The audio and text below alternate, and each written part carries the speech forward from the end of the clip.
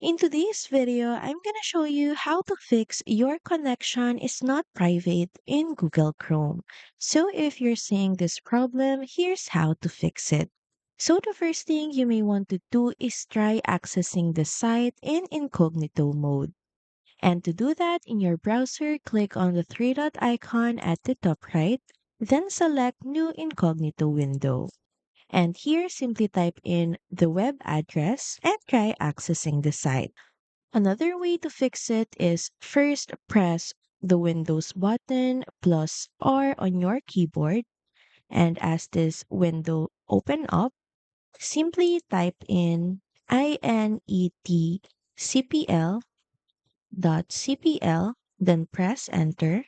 And once this window opens up, switch to the Content tab and click on Clear SSL State.